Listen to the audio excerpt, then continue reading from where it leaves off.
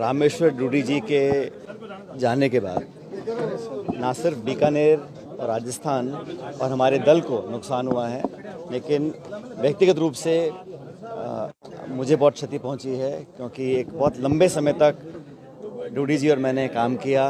2013 में मैं जब अध्यक्ष बना प्रदेश कांग्रेस कमेटी का, वो नेता प्रतिपक्ष बने। वो पहली बार विधायक बने थे, लेकिन राहुल जी ने उनको जिम्मेदारी दी और हम दोनों ने मिलकर, उस समय कांग्रेस पार्टी में हम लोग सिर्फ 21 विधायक जीत कर आए थे। बड़ा चुनौतीपूर्ण समय था। मोदी जी प्रधानमंत्री बन गए थे 14 में, वसुंधरा जी मुख्यमंत्री थी और पूरा बहुमत बीजेपी के पास था। उस कठिन दौर में सदन के अंदर, सदन के बाहर रामेश्वर डूडी जी और मैंने मिलकर पार्टी को मजबूती देने का काम किया था। और मेरे साथ इतनी सारी उनकी यादें जुड़ी हुई हैं, जिनको मैं स्मरण करता हूं तो एक बहुत कमी महसूस होती है, क्योंकि हमारी अच्छी दोस्ती बन गई थी, हमारी बहुत अच्छी ट्यूनिंग हो गई थी और हम दोनों मिलकर पार्टी के लिए जो कुछ कर सकते थे हमने किया। और डूडी जी ने हमेशा किसानों की बात करी, मजबूती से करी, और वो सांसद रहे, विधायक रहे, नेता प्रतिपक्ष रहे। और मुझे लगता है कि उन्होंने एक अलग तरह की राजनीति करी, नौजवानों की बात हमेशा मजबूती से रखी।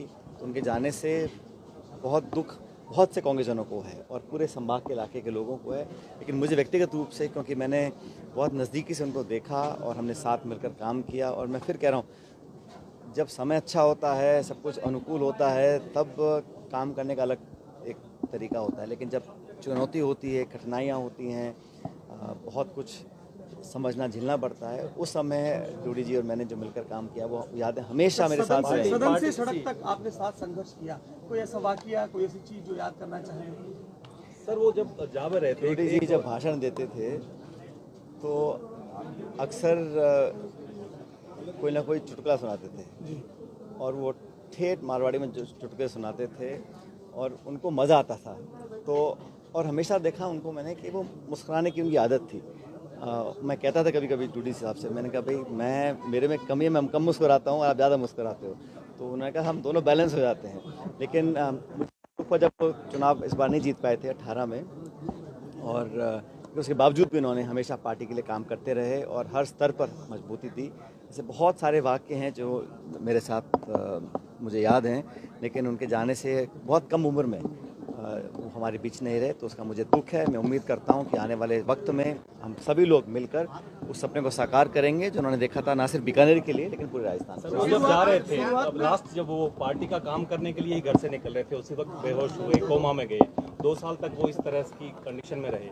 अब उनका परिवार आगे, कांग्रेस उसको कैसे देखती है, किसानों की आवाज को कांग्रेस में आप किस तरह से अब देखेंगे कि रामेश्वर डूडी की कमी ना करे? रामेश्वर जी की धर्मपत्नी जी हमारी विधायक है, हमारे साथ जनता ने उनको चुनकर भेजा है, और मुझे लगता है कि सिर्फ बात व्यक्ति की नहीं, बात एक विचार की है। जिस विचार को लेकर वो आगे बढ़े थे कि किसान के बच्चे और बेटियां ऊंचे पद तक क्यों नहीं पहुंच सकते हैं, किसान की वो लड़ाई लड़ना चाहते थे, उसको संघर्ष को जारी रखेंगे, उसमें कोई कमी नहीं आएगी। लेकिन उनका पूरा परिवार कांग्रेस के लिए समर्पित रहा और आज भी बढ़ चढ़कर पूरा समूचा परिवार, एक व्यक्ति नहीं, पूरा परिवार पार्टी के लिए काम कर रहा है।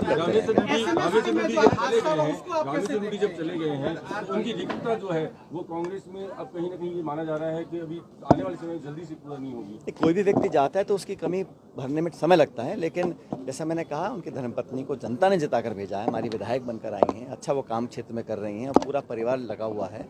और देखो, समय के साथ साथ सब घाव भरते हैं, और वो लगभग 25 महीने तक कोमा में रहे और अभी 2 दिन पहले उनका स्वर्गवास हुआ। लेकिन वो जो यहाँ काम करके छोड़ गए हैं, वो जो एक नाम छोड़ गए हैं, उसका पूरा जनता के बीच हम लोग जाके उसको मान सम्मान को बनाए रखेंगे।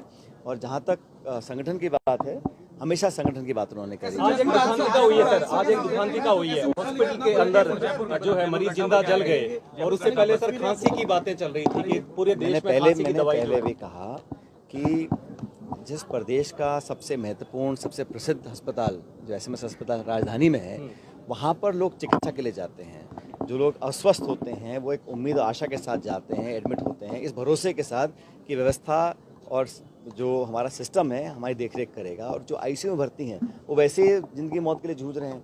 वहाँ पर ऐसा हादसा होना बहुत ज़्यादा ट्रैजिक है, बहुत दुखदेही है, और मुझे लगता है कि इस पर हमें अब बहुत जल्द कार्रवाई करनी पड़ेगी सरकार को, कि तह तक जाएं कि लापरवाही थी, मेंटेनेंस था, बनाने वालों की गलती, सुपरवाइज़र की गलती, कौन वो लोग थे जो इस भीषण हादसे के लिए जिम्मेदार हैं, क्योंकि निर्दोष लोग की जाने गई हैं।